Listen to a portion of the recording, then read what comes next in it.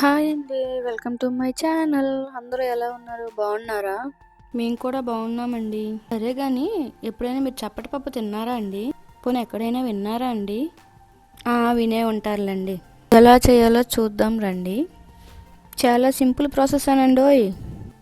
ఏం లేదండి, ఒక గిన్నెలో 2 గ్లాసులు పెసరపప్పు తీసుకొని బాగా కడిగేసుకొని ఒక 5 నిమిషాలు నానబెట్టి కుక్కర్లో వేసి ఓ 3-4 విజిల్స్ వేసేస్తే మెత్తగా ఉడికిపోయిద్దండి.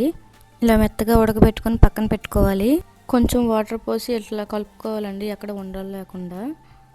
ఇప్పుడు దీనికి పోపు పెట్టుకోవాలండి. పోపుకు కావాల్సినవి ఒక 5 పచ్చిమిర్చి, కొంచెం కరివేపాకు, కొంచెం ఎండుమిర్చి, కొంచెం పోపులు, ఒక 4-5 వెల్లుల్లి రెబ్బలు, కొంచెం ఆయిల్ అండి. పచ్చిమిర్చి సన్నగా ముక్కలు కోసుకోవాలండి. వెల్లుల్లి రెబ్బలు చితక్కొట్టుకోవాలి.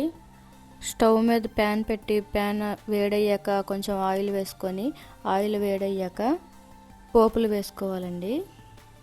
పోపులు చిటపటలాడాక ఇప్పుడు కరివేపాకు వేసుకోవాలండి. కరివేపాకు చిటపటలాడాక వెల్లుల్లి రెబ్బలు వేసుకోవాలి. వెల్లుల్లి వేగాక పసుపు వేసుకోవాలండి. పచ్చిమిర్చి వేసి బాగా వేగించుకోవాలి.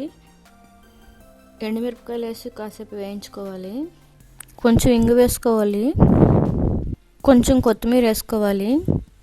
పోపు వేగిపోయిందండి, ఇందులో పప్పు వేసేసుకోవాలి. కరివేపాకు ఉంటే కరివేపాకు కూడా వేసుకోండి, నా దగ్గర లేదు.